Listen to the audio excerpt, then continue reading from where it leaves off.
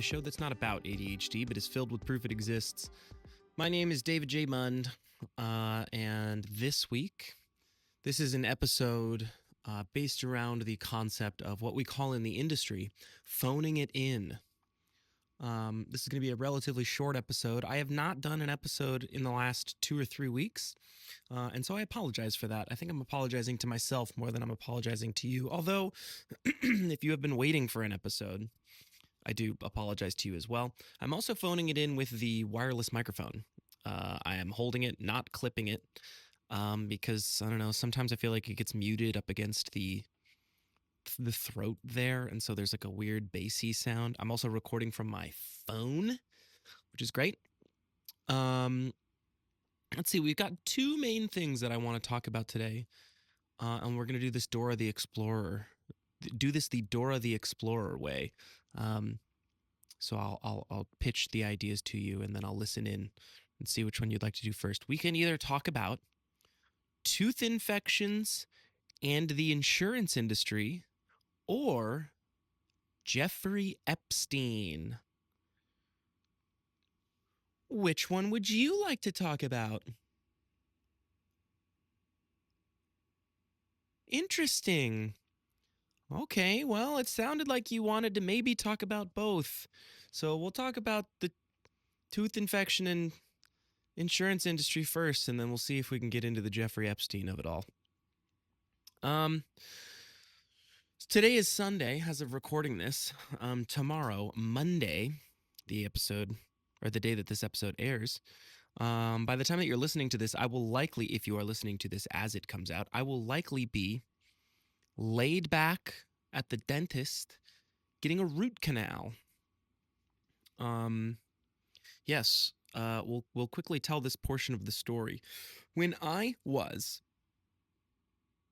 perhaps 12 years old, we went on a field trip to a local ice skating rink called the Wex. It was the Wexford Civic Center. Whatever, it's an all-purpose building in a small town where like events happen and like roller derbies, and they had an ice skating rink. I think it might have just been seasonally, like during the winter. I don't know if they did it year round, but and then whatever, different types of games would happen in there. I think maybe there was a basketball court as well. But it was an all-purpose thing. And I was skating one way. Another person in my grade was skating the other way, and they were kind of like wobbly and like shaky kneed, and like they were about to fall over. And we're over near one of the penalty boxes. And I see that he's like about to fall, so I kind of like lean over to like help steady him. And he grabs onto my shoulders, and like we kind of like wobble together.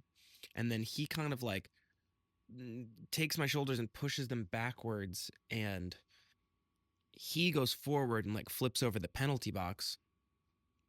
I go down face first. Boom.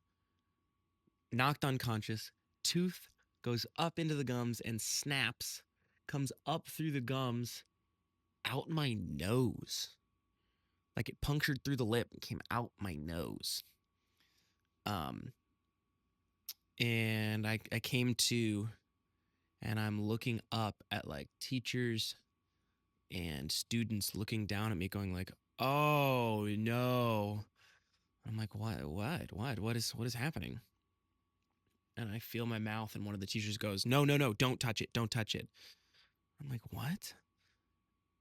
And so they take me into the bathroom, and one of the teachers takes me into the bathroom and shows me that I've lost my tooth. I did not realize what had happened at the time. And I remember there was this kid, Brandon, who I was friends with at the time, and I kind of pulled him into the bathroom with me after I realized what was happening. After I realized what had happened, and I just like bawled my eyes out because I don't know, I didn't really know anything about root canals or getting fake teeth in. I mean, I was like 12, and I thought I was going to live the rest of my life with no front tooth. And not that that's like, I don't know, not that that makes a person less than, but like I was already a kid who was like insecure about his image and how people perceived him and whatever, that like losing a tooth up front, like there's an image thing, right? Um Fortunately, my parents seemed to have relatively decent insurance, um, dental insurance. So I was able to go in, get a root canal, get everything extracted, put a temporary bridge in for a little while, and then a few weeks, maybe a few months later, I got a crown put in. And so I was able to then have a fake tooth. So this tooth, if you're watching the video version, right out here, the one that is oddly discolored to the rest of my unfortunately discolored teeth, is fake. And that was, let's see, if I was 12, trying to figure out, I think it was the 7th grade, and that would make sense, right? 12 years old. So that was 2007, almost 20 years ago that happened. Um, I think that some work had been done around 2013. Either I had the crown replaced or like I don't know. I apparently did some work to get it redone or re-upped or whatever. And since then, I have not had dental insurance. Um, we could maybe get into a whole conversation about insurance, but the main thing is, uh, yeah, that happened when I was young, and now, my understanding is we're gonna find out tomorrow. Um, is that a few days ago I started having pain in the tooth next to it, which is cause for concern for me. I don't know how things are going to go tomorrow. I really hope that it's not the tooth that was hurting. I was hoping that it was just the gums around it. Um, but I was having some like severe pain. So like a day or two goes by and it just gets more and more excruciating to the touch, especially. And so I go into an emergency dentist, uh, and they did some X-rays, and they didn't really touch my teeth much, to be honest with you. Um, and show me on the X-rays that it appears that I've got a tooth infection, um, and or that there is an infection present in the gap between the two teeth and around the gums. And so they put me on some antibiotics and then told me like you're probably going to need a root canal, which again we'll likely get into the dental insurance of it all or the insurance in general of it all. But I don't have insurance. So a root canal plus the possibility of a crown, of a new crown, is going to be like $1,500 to like $2,000. Um, and that's just assuming that it is the fake tooth. Um, Again, their perception of it was that like the root canal had like gone bad or something. I'll be honest, I don't really understand dentistry. Of course, I don't. I didn't go to dental school. But, like, I don't really understand the mechanics of a root canal. I know that not only was there a root canal, but there's like and maybe this is how it always is. There's like a screw in my tooth, or in my gums, like holding this crown in place, this fake tooth in place. Um, and for whatever reason, apparently it's like something that you have to have done regularly. I don't know. I don't know how regularly in general, but it needs replaced or redone or whatever relatively often. Um, and obviously that has not happened at the very least since 2013, potentially even since 2007. I don't remember exactly what it was that I had done in 2013, but apparently I had something done in 2013 because that was the dental records that showed that. Um, so I am on my way tomorrow or today if you're listening as this episode comes out to to get this redone. My hope, my desperate hope is that it is just that tooth. Mostly because man, I don't want to pay the cost of having to get two root canals done, let alone the cost of having two crowns put in um, without insurance. Um, there's a weird, I have this weird tension around talking about insurance because with my career path, um, be it the freelance photographer, cinematographer, whatever, video director, a little bit of side hustle acting. I host trivia in the area, and then when all that shit is going slow, I do a lot of the supplemental income, like a grocery delivery and whatever. I don't have one singular full time job that pays insurance. Um, or provides insurance. And one of the more frustrating things that I'm saying this to you as much as I am to me. I could go on for hours and hours about how I believe that insurance should be free. Yes, obviously, it is nice that through your employer, there is some sort of mandate to supply insurance, but that insurance is still coming out of your paycheck every month. Um, and I believe that everybody is overpaying for insurance, except for the people at the very, very top. Um, and I just don't want to come at this from like a I'm poor and I should be allowed to have free health care. I don't even feel really equipped to go into the healthcare industry discussion at this point right now.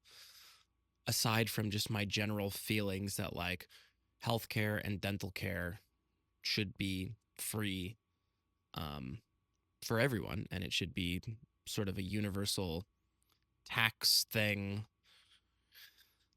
Again, I could make a whole episode out of this that I'm trying to just like give abridged one sentence takes on. The main thing is I don't have insurance, and I'm trying to not like shame myself for not sort of taking a step back from my ambitions and goals to say, well, maybe it didn't work out, and then slide myself into what is otherwise a quote unquote real job that provides insurance. Um, Again, there's a greater discussion around like how that would make me feel emotionally, how I would feel about myself, how I would shame myself a little bit about taking a step back. Um, because I've kind of been pursuing this freelance career for about 5 years now. And if I didn't do it over the last 5 years, what am I trying to say? If I committed over the last 5 years to not slipping back into a quote unquote real job, like an office job, I don't even know what I'm trying to say. I would just feel like a failure, or that I failed in some way doing it now. Because if I didn't, what am I trying to say? I should have done it, right? I should have done it then. If I was going to do it, I should have done it then. I don't necessarily believe that that time was wasted, because obviously I've pursued my ambitions and my goals over the last 5 years pretty hardcore. I've maybe not done everything I can, but I've tried really hard to make it work. And can I concede that like accepting, whatever, I put out a video about this a while ago. Like I need to have some sort of wisdom to know what is and is not serving me, and some peace to accept that like, sometimes things just have to change.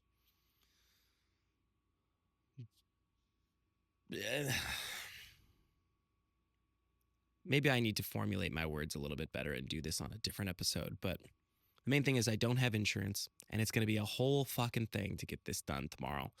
And I'm just so deeply nervous about, I've got a little bit of emergency savings at this point, and I just shot a wedding last night. And so I have some cash on hand to be able to pay for most of the stuff out of pocket. Assuming that it is only the one tooth. If it is more than that, basically, here's where I'm at. I can do a little bit of work here and a little bit of work later and a little bit of work after that. If I'm not able to get everything done tomorrow, as long as I'm not walking around with a major tooth infection and a swollen face or whatever, I think that's fine. As long as I'm not putting myself into a position where there is another emergency. The biggest fear is that I leave there with no front tooth. Because again, as a guy who already struggles with the way he perceives himself,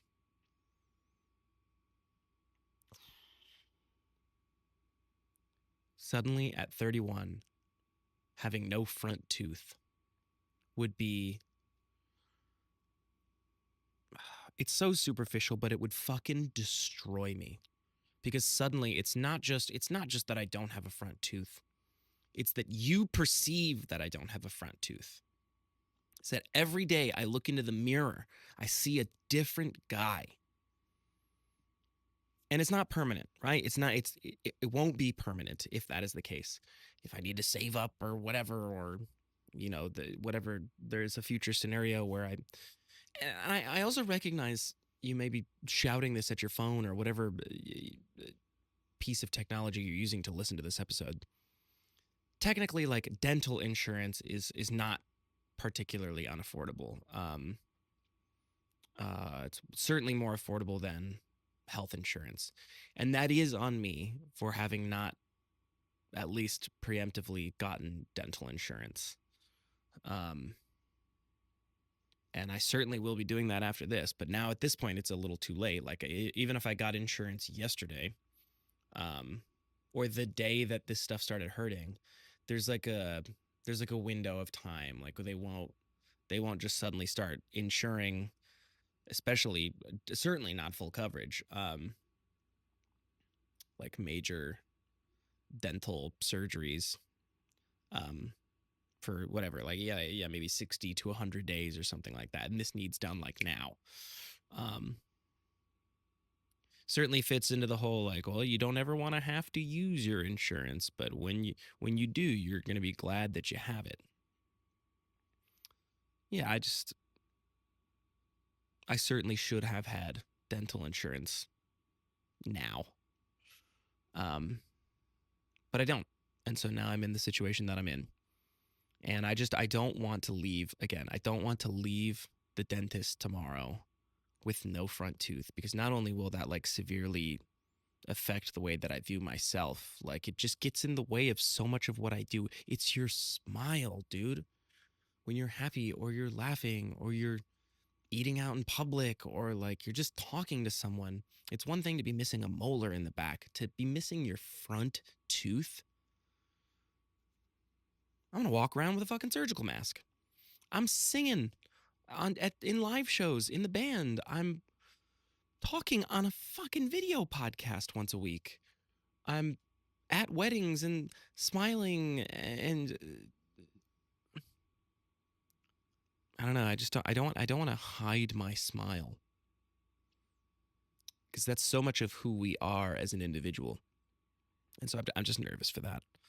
And my understanding is that the way that I talked to the person behind the desk, they're like, well, sometimes we can accept, like, partial payment and then put you on some sort of payment plan.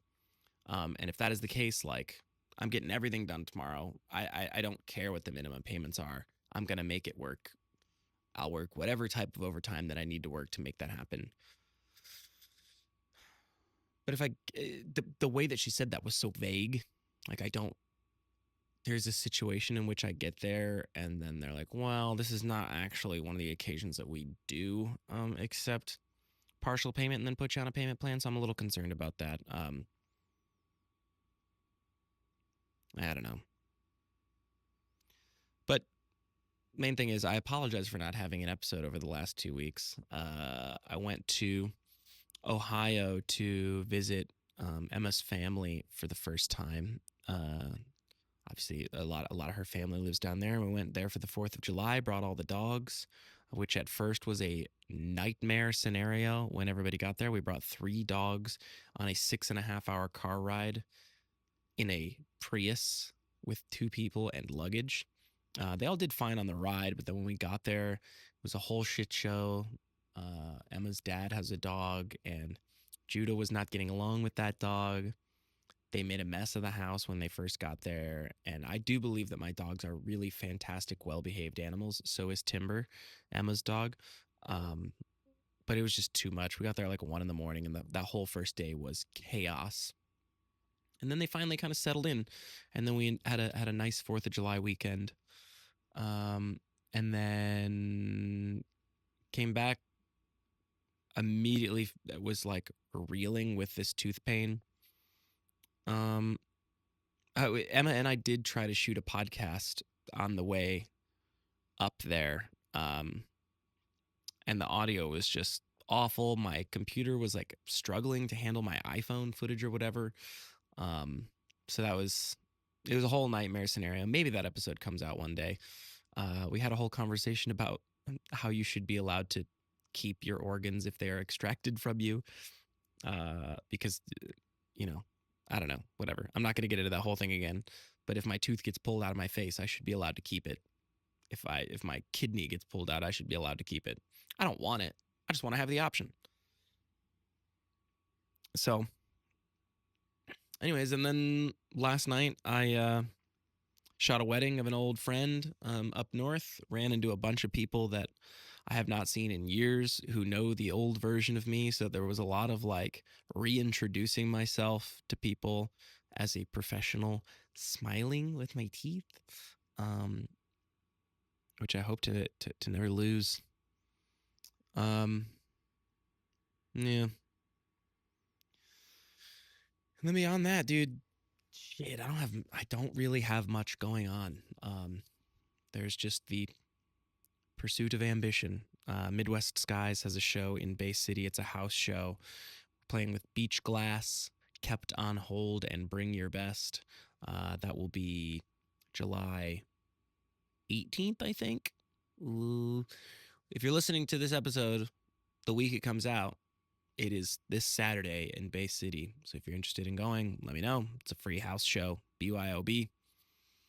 And then we've got Crew Fest, which is Cat and Crew's music festival, coming up August 30th. That one's going to be a fucking banger, dude. And I'm excited to talk to Katie and Andrew of Cat and Crew about that coming soon.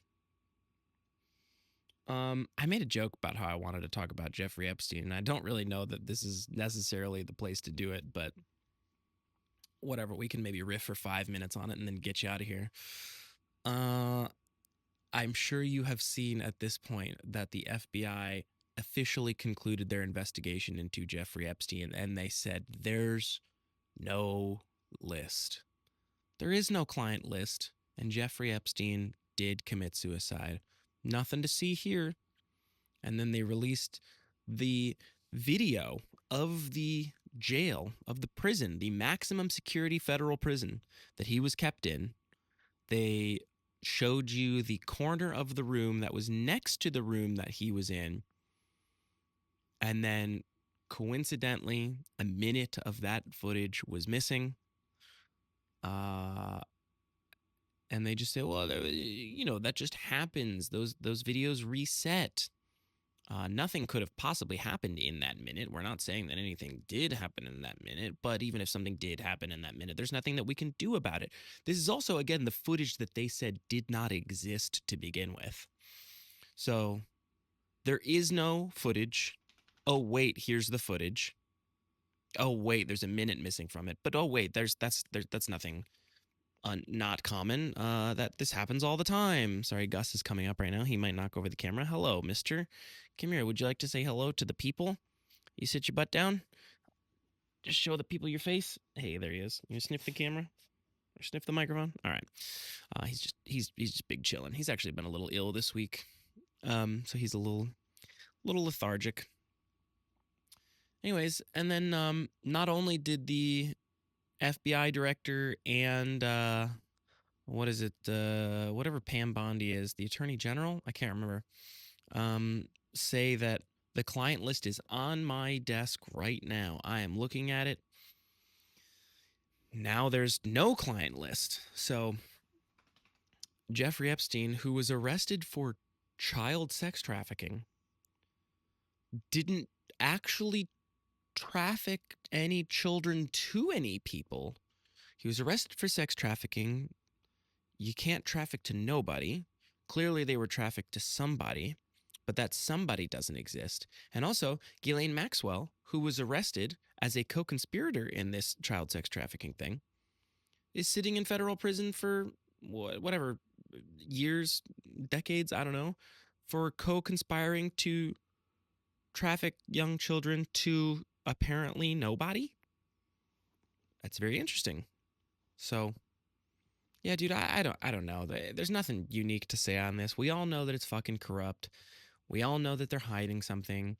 And, there's this argument that, like, if Donald Trump was on that list, don't you think that Joe Biden and the Democrats would have released it when they were in power? No, because they don't want it is not a partisan issue.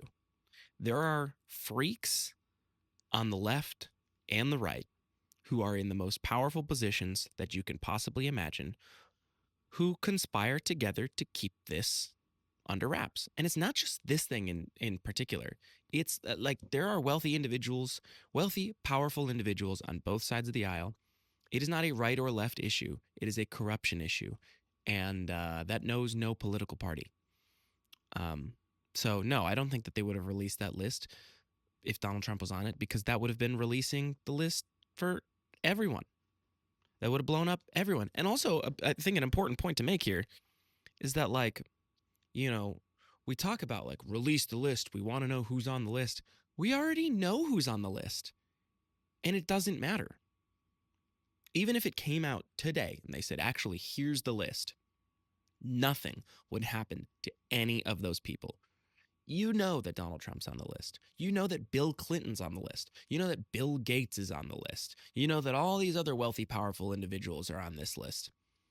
But because of their wealth and power, they are able to ensure that nothing happens to them, that there is no accountability, there is no prison time, there is no civil penalty. All these people who have killed themselves as a result of being caught up in this thing, like the women who were actually trafficked, who have died, all the, even Jeffrey Epstein dying himself,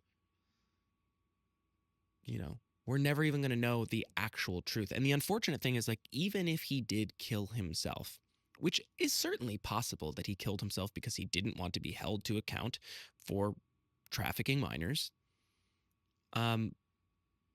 because there is no trust in the institutions that are supposed to reveal and let us, the public, know about that information, we'll never know for sure. We can only conspire. We can only, rattle off these conspiracy theories, which, yeah, certainly are just theories, but it's not wildly conspiratorial to say that, yes, the freaks and pedophiles who have controlled our government, our institutions, our corporations for the last 100+ years conspired together to keep this story under wraps. Like, it is not wild to believe that that is a possibility. And the fact that that is even a possibility worth considering is a fucked up commentary on the state of this species. So that's all I got to say about that. I told you this was an episode built around the idea of the concept of phoning it in, and here we are, phoning it in. So wish me luck. By the time that you hear this, I likely will know if I do or do not have a front tooth. I made some morbid joke in my head about what I would do if I did not have a front tooth. So I'm just going to hope that I don't actually have to even potentially make jokes about that. Oh, God, I'm so nervous. So, all right. Well, thank you for listening. God damn. No ad this week. Nothing really to plug other than, I've got that show on the 18th in Bay City. Listen to Midwest Guys. I beg you. I beg you. I'm running out of a belief in myself that I am talented enough or capable to quote unquote make it in any creative industry. And so I would love for you to prove me wrong. Don't just listen either. Just share it with somebody who you think might like it. And yeah, I'm begging you. You don't have to do it, but I am begging you. Check out Cat and Crew. That's KATANDCREW.com and enter the promo code Monday. That's MUNDAY for 10% off your first purchase. They've got clothes. They've got wall banners. They sell a hot sauce. They're really cool pop punk alt aesthetic people that sell home decor and wares and accessories. And again, don't just check it out. Share it with your friends. If you want some portraits done, again, I'm desperately trying to just make it in this field, and I'm running out of steam. And I recognize also that I'm talking to you wildly exhausted and depressed and anxious about what is to come in the future, so I apologize for the somber nature in which I'm delivering this end spiel. Yeah, I don't know what making it means,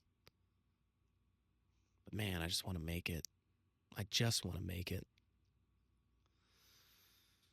So, in relation to Cat and Crew, check out Crew Fest. That is going to be a dope show. It's a music festival, not just a music festival, but an all-day event with vendors and not just like food vendors, but like, accessory designers and music and food vendors and events and fun and games and punks and alts and things to be done and had and consumed and bought and purchased and enjoyed.